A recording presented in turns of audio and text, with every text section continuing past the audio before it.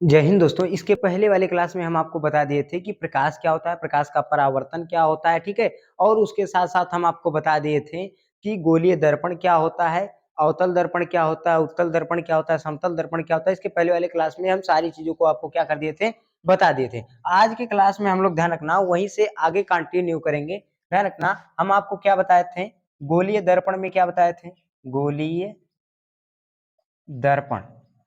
अब ध्यान रखना गोलीय दर्पण किसे कहते हैं बताते हैं, जिसका परावर्तक तल क्या होता है, गोलीय होता है, उसे हम लोग क्या कहते हैं, गोलीय दर्पण। जिसका परावर्तक तल क्या होता है, गोलीय होता है, उसे हम लोग क्या कहते हैं, गोलीय दर्पण। ठीक है। अब गोलीय दर्पण में ध्यान रखना हम बताए थे दो गोलीय दर्पण।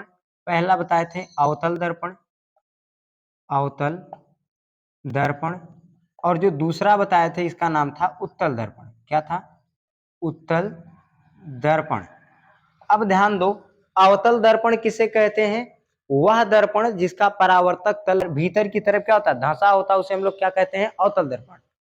वह दर्पण जिसका परावर्तक तल भीतर धंसा होता है उसे क्या कहते हैं, अवतल दर्पण।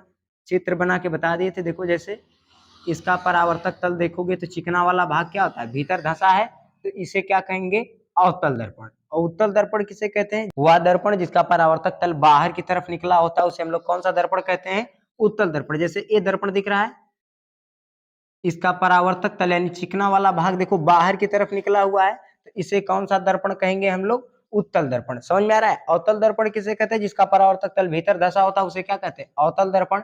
और ध्यान रखना जिसका परावर्तक तल क्या होता है, बाहर की तरफ निकला होता है उसे हम लोग क्या कहते हैं, उत्तल दर्पण। कोई दिक्कत नहीं है ना, समझ में आ रहा है।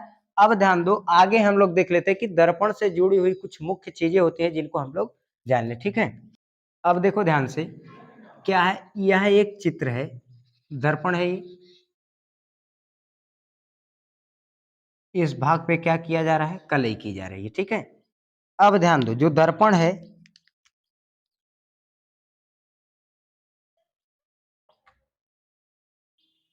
ये दर्पण दिख रहा है आपको, ये क्या होता है, इसको बोलते हैं वक्रता केंद्र सी।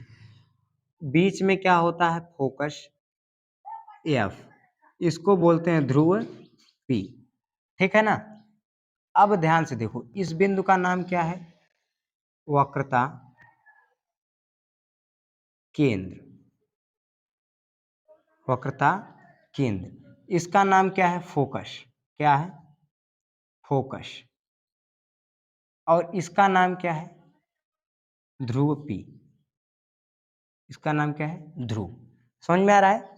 अब देखो सबसे पहले हम लोग बात करते हैं वक्रता केंद्र की। किसकी बात करते हैं, वक्रता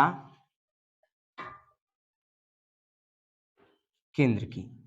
अब ध्यान दो, वक्रता केंद्र किसे कहते हैं, ध्यान रखना, वक्रता केंद्र किसे कहते हैं, तो गोलीय दर्पण जिस गोले का भाग होता है उसके केंद्र बिंदु को हम लोग क्या कहते हैं, वक्रता केंद्र। वक्रता केंद्र किसे कहते हैं, गोलीय दर्पण जिस गोले का भाग होता है उसके केंद्र बिंदु को हम लोग क्या कहते हैं, वक्रता केंद्र। कोई दिक्कत नहीं है ना। अब हम लोग देख लेते हैं, ध्यान रखना, मुख्य अक्ष। क्या देख लेते हैं, मुख्य अक्ष। अब ध्यान दो, मुख्य अक्ष किसे कहते हैं, तो वक्रता केंद्र सी और दर्पण के ध्रुव पी को मिलाने वाली रेखा क्या कहलाती है, मुख्य अक्ष। ध्यान रखना, वक्रता केंद्र सी और दर्पण के ध्रुव पी को मिलाने वाली रेखा को हम लोग क्या कहते हैं, मुख्य अक्ष। कोई दिक्कत नहीं है ना, इसको हम लोग क्या कहते हैं, मुख्य अक्ष। अब बात आती है किसकी, वक्रता त्रिज्या की। किसकी, वक्रता त्रिज्या। ध्यान दो, वक्रता त्रिज्या हम लोग किसे कहते हैं, तो दर्पण, ध्यान रखना, वक्रता त्रिज्या किसे कहते हैं, वक्रता केंद्र सी और ध्रुव पीच के बीच की दूरी को हम लोग क्या कहते हैं, वक्रता त्रिज्या। ध्यान रखना, वक्रता केंद्र सी और ध्रुव पी के बीच की दूरी को हम लोग क्या कहते हैं, वक्रता त्रिज्या। कोई दिक्कत नहीं है ना।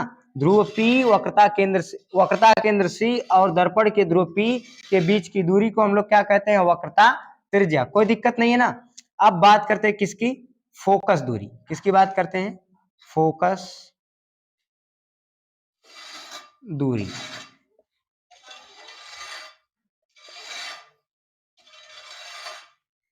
फोकस दूरी, फोकस दूरी ध्यान रखना किसे कहते हैं, तो वक्रता त्रिज्या की आधी दूरी क्या कहलाती है? फोकस दूरी कहलाती है। क्या कहलाती है? वक्रता त्रिज्या की आधी दूरी को हम लोग क्या कहते हैं? फोकस दूरी। अब बात करते हैं ध्रुव की बात करते हैं। किसकी बात करते हैं? ध्रुव। ध्यान रखना, ध्रुव किसे कहते हैं? तो दर्पण के केंद्र बिंदु को, यानी दर्पण के जो बीच का यानी परावर्तक तल के एकदम केंद्र बिंदु को हम लोग क्या कहते हैं? ध्रुव कहते हैं। ध्यान रखना, दर्पण के कोई भी दर्पण रहेगा यानी गोलीय दर्पण के परावर्तक तल के केंद्र बिंदु को हम लोग क्या कहते हैं? ध्रुव कहते हैं। कोई दिक्कत नहीं है ना? अब ध्यान दो, सबसे पहले बात करते हैं वक्रता केंद्र किसे कहते हैं? गोलीय दर्पण जिस गोले का भाग होता है उसके केंद्र बिंदु को हम लोग क्या कहते हैं? वक्रता केंद्र कहते हैं। मुख्य अक्ष किसे कहते हैं? तो दर्पण के वक्रता केंद्र C और ध्रुव P को मिलाने वाली रेखा क्या कहलाती है? मुख्य अक्ष कहलाती है। इसके बाद बात किसकी करते हैं? वक्रता त्रिज्या की। वक्रता त्रिज्या किसे कहते हैं? ध्यान रखना, वक्रता केंद्र C और ध्रुव P के बीच की दूरी को हम लोग क्या कहते हैं? वक्रता त्रिज्या। वक्रता केंद्र C और ध्रुव P के बीच की दूरी को वक्रता त्रिज्या कहते हैं। अब बात करते हैं किसकी? फोकस दूरी की। फोकस दूरी किसे कहते हैं? ध्यान रखना, वक्रता त्रिज्या की आधी दूरी क्या कहलाती है? फोकस दूरी कहलाती है। ठीक है, अब ध्यान रखना, मुख्य ध्रुव किसे कहते हैं? ध्यान रखना, तो दर्पण गोलीय दर्पण के परावर्तक तल के मध्य बिंदु को हम लोग क्या कहते हैं? ध्रुव कहते हैं। कोई दिक्कत नहीं ना? समझ में आ रहा है? अब ध्यान दो, हम लोग बात करते हैं वक्रता केंद्र को हम लोग किससे दिखाते हैं? C से। मुख्य अक्ष, अब वक्रता त्रिज्या को किससे दिखाते हैं? कैपिटल R से। फोकस को किससे दिखाते हैं? F से। ध्रुव को किससे दिखाते हैं? P से। ठीक है, अब ध्यान रखना, फोकस फोकस दूरी किसके बराबर होती है? फोकस बराबर किसके होता है? यानी F बराबर क्या होता है? R/2 के। कोई दिक्कत नहीं है ना? समझ में आ रहा है? कोई दिक्कत, कोई डाउट यहाँ तक? अब हम लोग देख लेते हैं कि फोकस दूरी पे जो क्वेश्चंस आते हैं इन क्वेश्चंस को हम लोग कैसे सॉल्व करते हैं, देख लेते हैं। अब देखिए, जैसे कोई क्वेश्चन कह दिया कि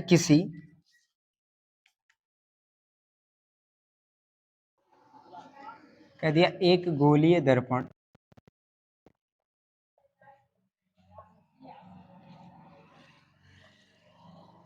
जिसकी फोकस दूरी, जिसकी वक्रता त्रिज्या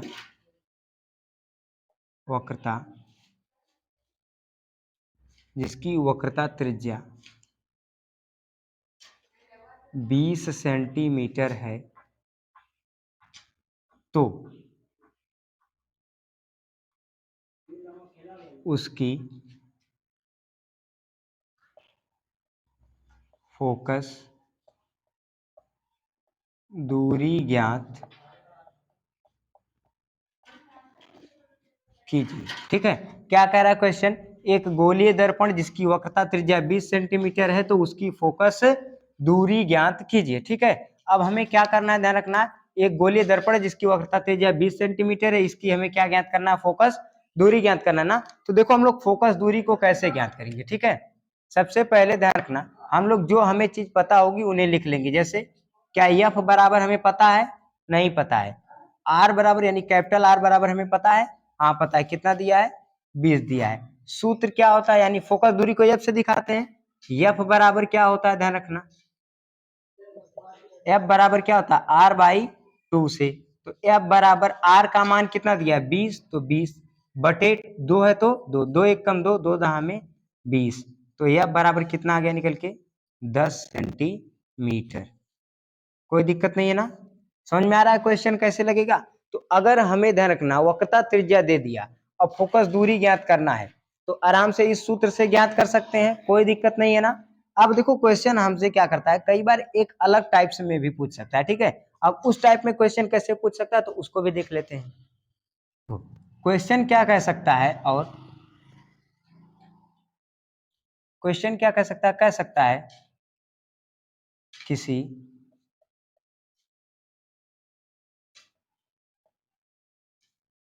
गोलीय दर्पण की फोकस दूरी 12 सेंटीमीटर है, तो उसकी